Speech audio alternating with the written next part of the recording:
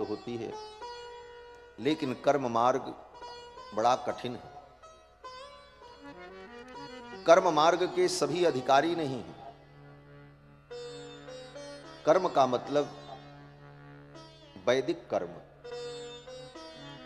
आजकल लोग कहते हैं महाराज गीता में भगवान ने कर्म करने के लिए कहा है, हम अपना कर्म करते हैं। कौन सा कर्म? बोले अपना कारोबार, व्यापार, दुकानदारी, संसार जो कर्म है वो कर रहे हैं। गीता में भगवान ने कर्म करने के लिए कहा है। ये सुनी सुनाई बातें हैं। गीता में जिस कर्म की बात भगवान ने की है वो ये कर्म नहीं है। गीता में जिस कर्म का निरूपण भगवान करते हैं वो कर्म वैदिक कर्म, यज्ञ यागादि नित्य कर्म, नैमित्तिक कर्म, प्रायश्चित्त कर्म, काम्य कर्म जो हैं, उन कर्मों का जो वर्णन है उस कर्म की बात भगवान ने की है। लेकिन उन कर्मों के सभी अधिकारी नहीं होते।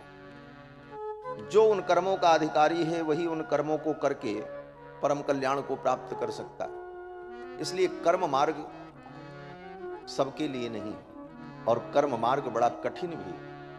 कितना कठिन है? बोले प्रातः काल ब्रह्म मुहूर्त से उठकर रात्रि में शयन पर्यंत एक के बाद एक विविध कर्मों को करने के लिए शास्त्र आदेश देता है। कितने कर्म हैं? बोले प्रातः काल उठ करके प्रातः स्मरण से लेकर नित्य शौचादि क्रिया से निवृत्त होने के बाद संध्या वंदन, पितृतर्पण, पंच महायज्ञ, अग्निहोत्र, ब्रह्म यज्ञ, इन सारे कर्मों को करते हुए फिर मध्याह्न संध्या वंदन आदि कर्म करते हुए फिर सायंकाल संध्या वंदन और बलि वैश्वदेवादि कर्म करते हुए प्रातः काल ब्रह्म मुहूर्त से लेकर रात्रि शयन पर्यंत अनेकानेक कर्मों का विधान वेद ने, शास्त्र ने कहा है। वे कर्म बड़े कठिन हैं और सभी उसके अधिकारी भी नहीं होते। इसलिए कर्म मार्ग भी सबके लिए नहीं है और सभी का कल्याण कर्म मार्ग से हो ये संभव नहीं। फिर ज्ञान मार्ग का वर्णन किया कि ज्ञान से जीव का परम कल्याण हो जाता है। भगवान श्री कृष्ण कहते हैं कि नहि ज्ञानेन सदृशम पवित्रमिह विद्यते। ज्ञान से पवित्र कुछ नहीं। ज्ञान के द्वारा अपने कर्म को भस्म कर दो। ज्ञानाग्नि दग्ध कर्माणः। ये संसार का बंधन क्यों है? बोले कर्मों के कारण। पाप पुण्य रूपी कर्मों के कारण ही संसार का बंधन है। पाप पुण्य जो कर्म हैं, इन दोनों कर्मों को ज्ञान की अग्नि में दग्ध कर दिया जाए, जला दिया जाए, तो कर्म के समाप्त हो जाने पर कर्म बंधन भी समाप्त हो जाए। क्योंकि कारण के समाप्त हो जाने पर कार्य की समाप्ति हो जाती है। जिस कारण से कार्य उत्पन्न हुआ है वह कारण ही नष्ट हो जाए तो कार्य भी नष्ट हो जाता है। यह दार्शनिक सिद्धांत है। तो ज्ञान के द्वारा कर्म को दग्ध करके जीव परम कल्याण को प्राप्त कर ले। ज्ञानाग्नि दग्ध कर्माणः। लेकिन वो ज्ञान सिद्ध कैसे होगा?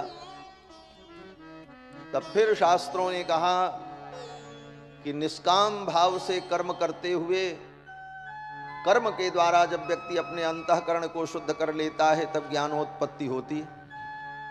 फिर आकर के मामला अटक गया, फिर उसी कर्म को करना है और निष्काम भाव से करना, उसमें कामना भी नहीं रखनी। और करते करते जब अंतःकरण शुद्ध हो जाए तब ज्ञान की संप्रतिष्ठा होगी। तो ज्ञान मार्ग भी बड़ा कठिन मार्ग। और ज्ञान मार्ग में कब पतन हो जाए इसका भी कोई ठिकाना नहीं। ज्ञान का मार्ग क्या है? गोस्वामी तुलसीदास जी महाराज कहते हैं ज्ञान का मार्ग कृपाण की धार है। जैसे तलवार बिछी हो, नंगी तलवारें, और उस पर चलना हो नंगे पांव, कितना कठिन है। सावधान न रहो तो पैर कट जाए और अगर व्यक्ति गिर पड़ा तो पूरा शरीर कटेगा, क्योंकि तलवारें ही तलवारें बिछी हैं। गोस्वामी जी महाराज कहते हैं ज्ञान के पंथ कृपाण की धार। तो ज्ञान के मार्ग पर भी चलना बड़ा कठिन है। और ज्ञान में, ज्ञान तो बाद में सिद्ध होगा, अगर व्यक्ति सावधान न रहे तो ज्ञान का अभिमान उसे आ जाता है, और ज्ञानाभिमान होने पर उसका पतन हो जाता है। श्री रामायण में चारों वेद भगवान की स्तुति करते हुए कहते हैं कि जे ज्ञान मान विमत्त तव भव हरणि भक्ति न आदरी, ते पाई सुर दुर्लभ पदादपि परत हम देखत हरि। जे ज्ञान मान विमत्त तव भव हरणि भक्ति न आदरी, जे ज्ञान मान विमत्त तव भव हरणि भक्ति न आदरी, ते पाई सुर दुर्लभ पदादपि परत हम देखत हरि।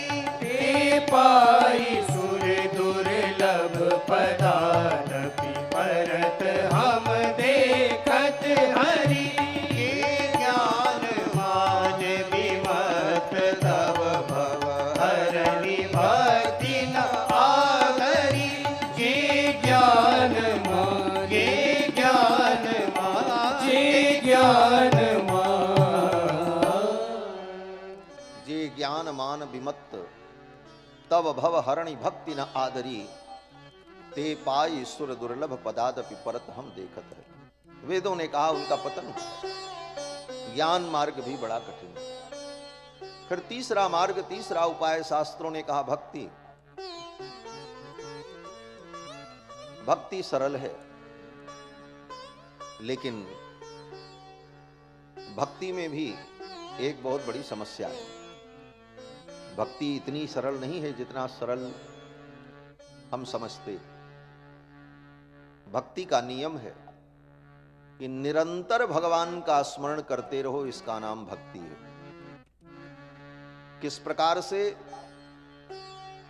तो कहते हैं तैल धारावद अविच्छिन्न स्मृति संतान।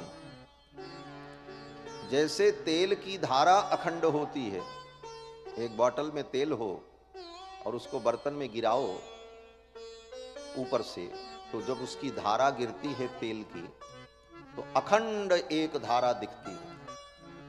जिस तरह तेल की धारा अखंड होती है, उसी तैल धारा के समान भगवान के स्मरण की एक अखंड धारा हमारे जीवन में चलती रहे, वो टूटने न पाए।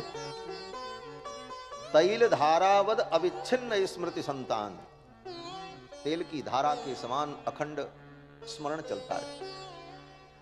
एक क्षण के लिए भी विस्मरण न हो भगवान का, और अगर एक क्षण के लिए भी विस्मरण हो जाए तो महान व्याकुलता उत्पन्न हो जाए।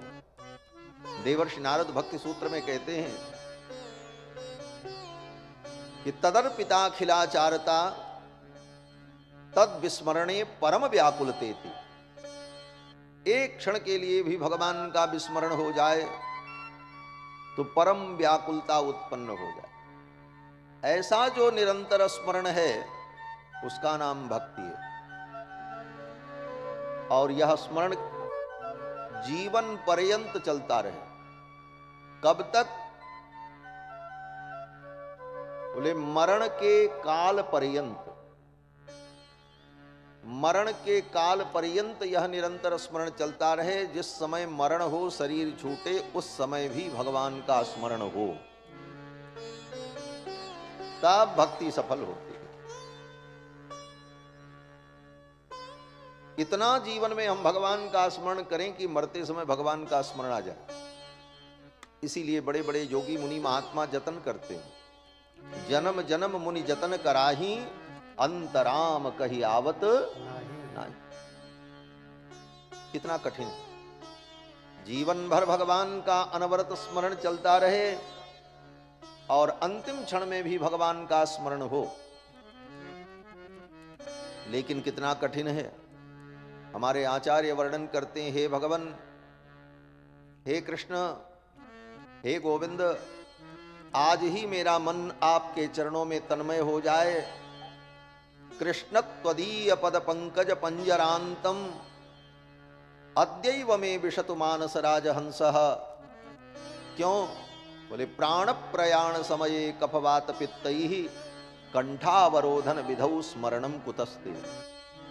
जब प्राण प्रयाण का समय आएगा, शरीर की 72,000 नाड़ियां फटने लगती हैं, बात पित्त कफ तीनों प्रकृति दूषित हो जाती है। बात पित्त कफ तीनों प्रकृति दूषित हो जाती है। ऐसे काल में जीव भगवान का कैसे स्मरण करे? प्राण प्रयाण समये कफवात पित्तैः कंठावरोधन विधौ स्मरणम कुतस्ते।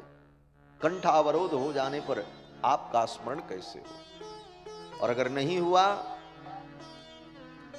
किसी और का स्मरण हो गया, तो वो सब भक्ति धरी रह जाएगी और अगले जन्म में वही रूप आपको धारण करना पड़ेगा जिसका स्मरण करते हुए आपने प्राण को त्यागा। भागवत में कथा है, राजर्षि भरत ने कितनी तपस्या की, भगवान का भजन किया, उपासना की, लेकिन मरते समय एक हिरण के बच्चे का स्मरण हो गया तो अगले जन्म में उनको हिरण बनना पड़ा। तो भक्ति में अंतिम स्मृति की आवश्यकता हो, इसलिए भक्ति भी बहुत कठिन है। इसके बाद चौथा साधन जो है वह शरणागति है। इसको चरमोपाय हमारे आचार्यों ने कहा। क्यों? बोले भक्ति में भी जीव की जिम्मेदारी होती है, ज्ञान में भी जीव की जिम्मेदारी है, कर्म में भी जीव की जिम्मेदारी। कर्म से कल्याण होगा, लेकिन उसमें भगवान की कोई जिम्मेदारी नहीं बनती। तुम कर्म करो तो तुम्हारा कल्याण होगा, तुम्हारे कर्म बिगड़ गए तो तुम जानो, तुम्हारा काम जाने। ज्ञान में भी वही स्थिति है, भगवान की जिम्मेदारी नहीं बनती। आप अपने उपाय से, अपनी तपस्या साधना से ज्ञान की सिद्धि को प्राप्त करो तो कल्याण हो, न करो तो न हो। भक्ति में भी इतना स्मरण करते हुए, भजन करते हुए अंतिम काल में भगवान का स्मरण करो, ये तुम्हारी जिम्मेदारी है। और तुमने नहीं किया तो तुम जानो, तुम्हारा काम जाने। तब आचार्यों ने कहा कि भाई, हमारे ऊपर ही सारी जिम्मेदारी अगर है तो हम तो आज तक सफल नहीं हो पाए।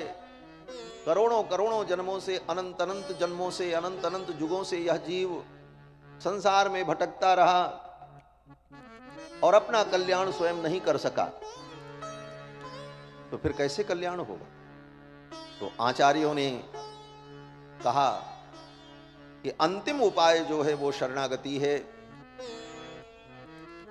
वेद भगवान कहते हैं, मुमुक्षुर वै शरणमहं प्रपद्ये। अगर मोक्ष चाहते हो, आत्मकल्याण चाहते हो, तो मेरी शरणागति कर लो। ये शरणागति चरमोपाय है। गीता में भी यही अंतिम उपदेश भगवान ने अर्जुन को दिया, माम एकम शरणम ब्रज, मेरी शरण में आ जाओ।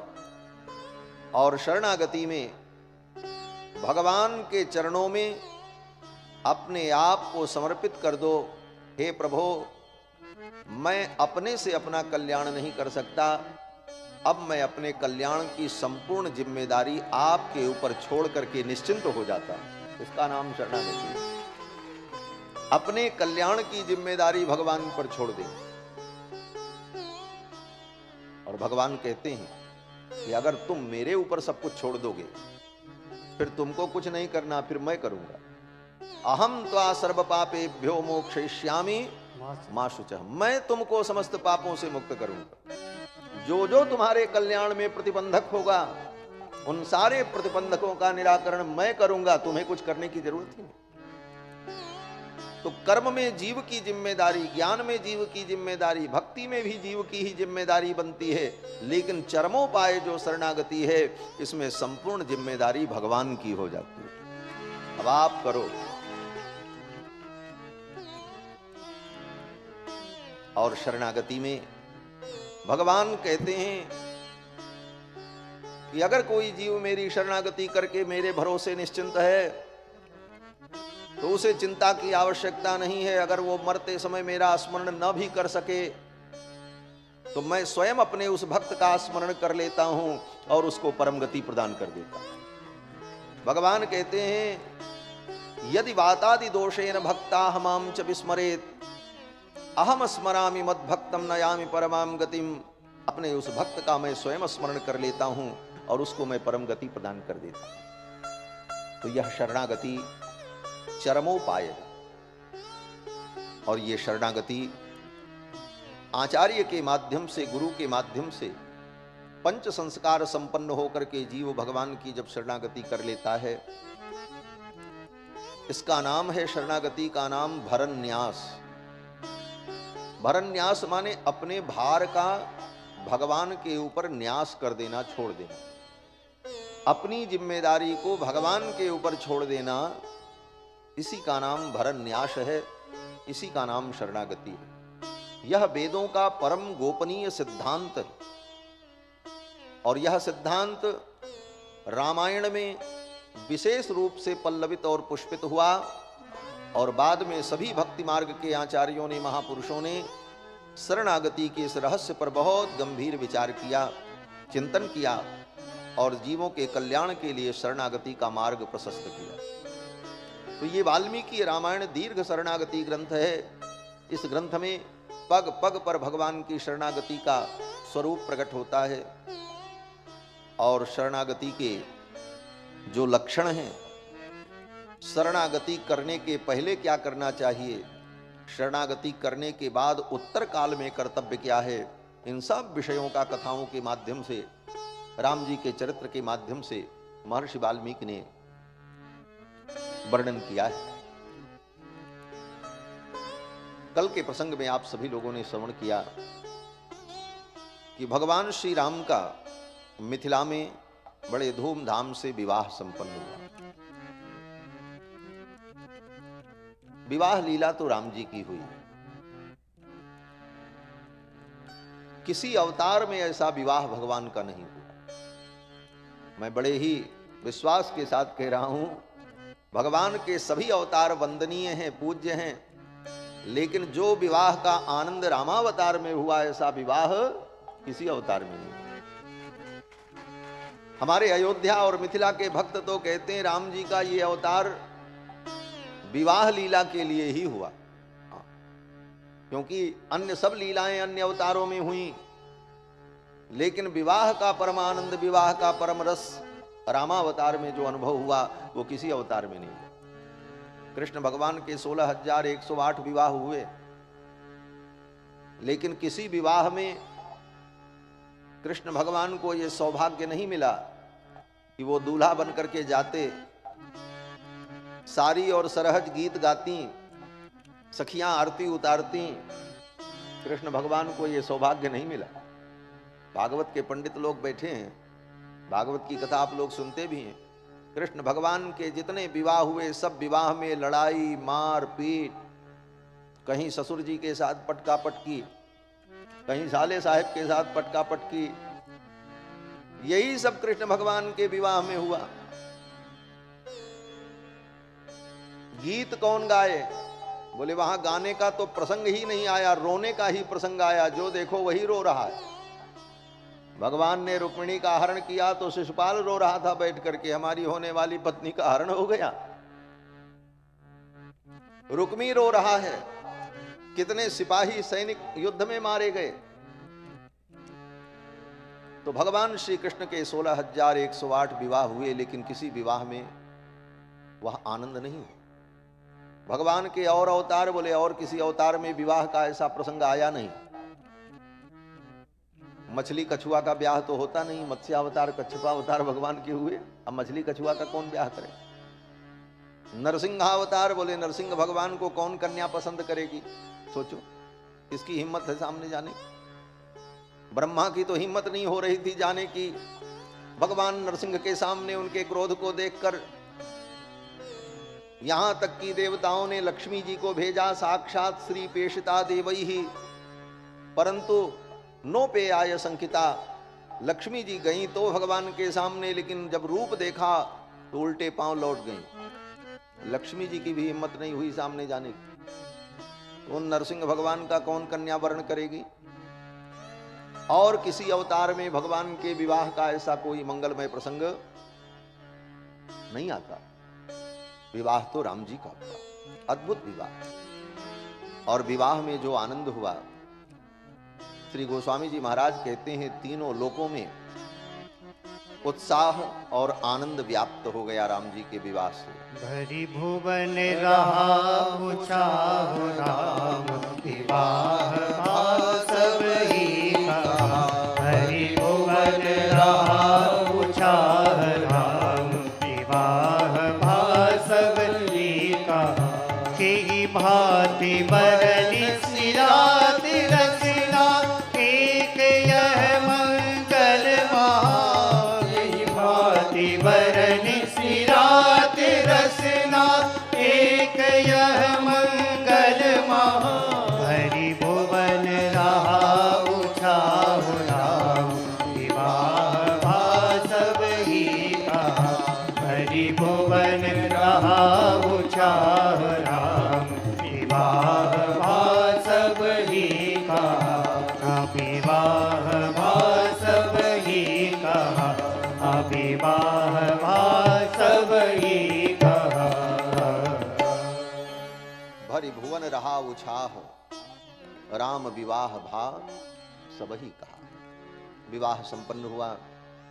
इसके बाद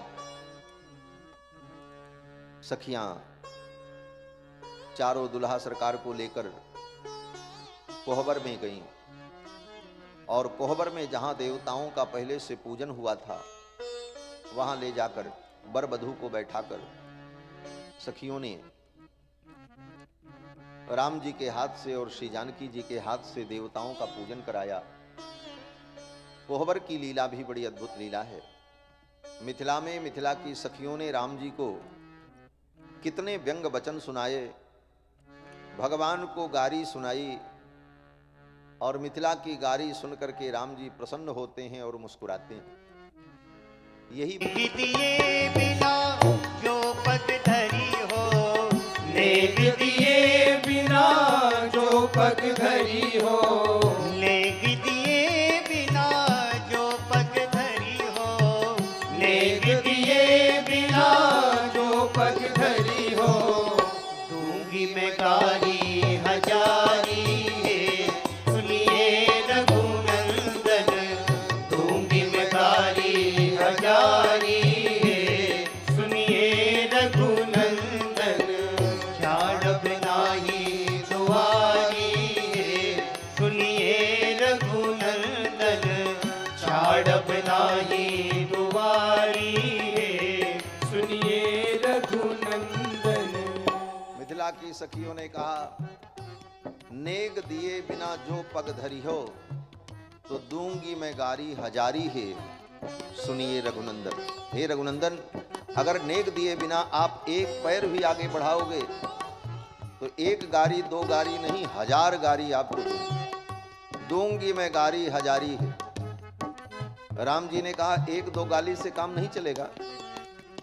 मिथिला की सखियों ने कहा सरकार हमारा तो काम चल जाता लेकिन आपका काम नहीं चलेगा। राम जी ने कहा हमारा काम नहीं चलेगा। मिथिला की सखियों ने कहा हाँ, आपका कोई एक नाम ले तो काम नहीं चलता, 1000 नाम लेना पड़ता है। विष्णु सहस्र नाम का पाठ करते हैं, गोपाल सहस्र नाम का पाठ करते हैं। वेद भी आपकी स्तुति करते हैं तो वेद भी यही कहते हैं सहस्र शीर्षा पुरुष सहस्राक्ष सहस्रपाद। तो 1000 की संख्या से आपका बड़ा अद्भुत संबंध है। तो हम आपको अगर गारी भी देंगे तो एक दो नहीं कम से कम 1000 गारी तो आपको देंगे। राम जी बड़े चक्कर में पड़े। राम जी ने कहा और कोई उपाय? सखियों ने कहा और कोई उपाय नहीं है, यही एक उपाय है कि आप चुपचाप प्रेम से गारी सुन लो और या तो नेक निकाल करके दे दो। और फिर सखियों ने कहा दूंगी मैं गारी हजारी है सुनिए रघुनंदन। दूंगी मैं गारी हजारी है सुनिए रघुनंदन। जो नहीं राखत साथ पदारथ। जो नहीं राखत सात पदार्थ। जो नहीं राखत साथ पदारथ। जो नहीं राखत सात पदार्थ। पहन महतारी है, सुनिए रघुनंदन। बेचो बहन महतारी है, सुनिए रघुनंदन। झाड़ बनाई दुआरी है, सुनिए रघुनंदन। छाड़ बनाई दुआरी है, सुनिए रघुनंदन। सकुचत जब रघुनाथ न बोलत, सकुचत जब रघुनाथ न बोलत। रघुनाथ न बोलत, रघुनाथ न बोलत, रघुनाथ न बोलत, रघुनाथ न बोलत। सकुचत जब रघुनाथ न बोलत, सकुचत जब रघुनाथ न बोलत। बेहसत अवध बिहारी है, सुनिए रघुनंदन। बेहसत अवध बिहारी है, सुनिए रघुनंदन। सुनिए रघुनंदन, सुनिए रघुनंदन, सुनिए रघुनंदन। सुनिए रघुनंदन, सुनिए रघुनंदन, सुनिए रघुनंदन। झाड़ बनाई दुआरी है, सुनिए रघुनंदन। झाड़ बनाई दुआरी है, सुनिए रघुनंदन। झाड़ बनाई दुआरी है, सुनिए रघुनंदन। सुनिए रघुनंदन, सुनिए रघुनंदन। सखियां भगवान को मनोविनोद पूर्वक कोहबर में लेकर के गईं, देवताओं का पूजन कराया और इसके पश्चात फिर राम जी की जेवनार होती है।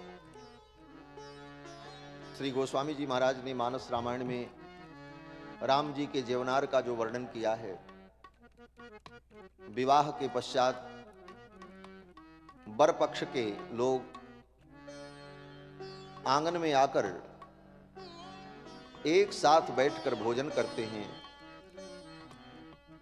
और इस भोजन में घर की स्त्रियां सारी सरहज गीत गाती हैं और बाराती लोग आंगन में बैठकर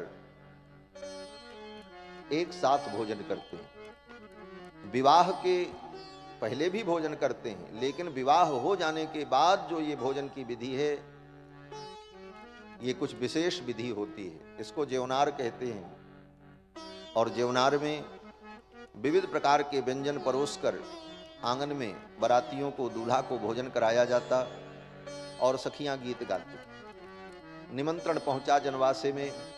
श्री दशरथ जी महाराज अपने परिकरों के सहित जनक जी के आंगन में भोजन करने के लिए आए। इस रीति का वर्णन गोस्वामी तुलसीदास जी ने मानस रामायण में बड़े विस्तार से किया। पुनि जेवनार भई बहुभांति, पठये जनक बुलाए बराती। जनक जी ने बरातियों को बुलाया, सब लोग आए। श्री जनक जी महाराज ने दशरथ जी का चरण धोया, राम जी का चरण धोया।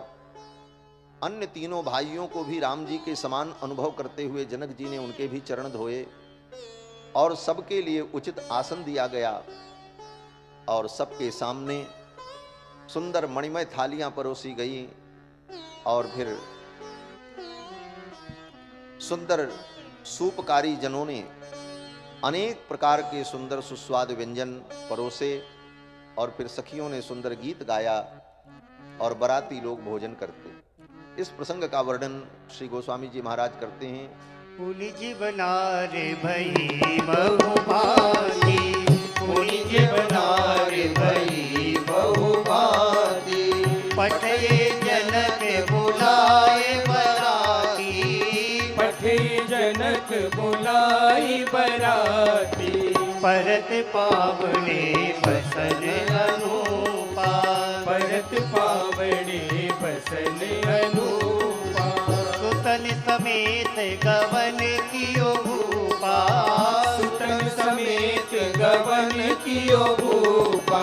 सादर सबके पाए पखारे, सादर सबके पाए पखारे। यथा जोग पीड़न बैठारे, जथा जोग पीढ़न बैठा रे। धोए जनक अवधपति चरना, धोए जनक अवधपति चरना। सील स्नेह जाई नहीं बरना, सील स्नेह जाई नहीं बरना। बहुरी राम पद पंकज धोए, बहुरी राम पद पंकज धोए। जे हर हृदय कमल महु गोए, जे हर हृदय कमल महु गोए। तीनों भाई राम समझानी, तीनों भाई राम समझानी। धोए चरण जनक निज पानी, धोए चरण जनक निज पानी। आसन उचित सबहिन पदीने, आसन उचित सबहि नृप दीने।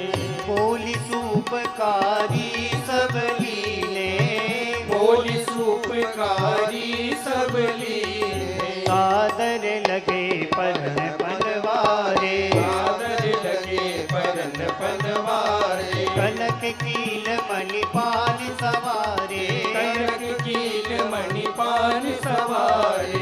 निज बनार भई बहुभांति, निज बनार भई बहुभांति। भई बहुभांति। भई बहुभांति। जनक जी ने सूपकारी भोजन बनाने वाले लोगों को आचमन करके पंच कवल ग्रहण, दुल्हा सरकार भोजन करने, सब भोजन करने लगे तो पंच कवल करी अति अनुराग को बड़ा आनंद हुआ। इसे पूछने के बहाने गारी सुनाई। मैं कहती हैं किछु कथा कहै छी, तिल भर आपको गारी नहीं दे रहे हैं हम,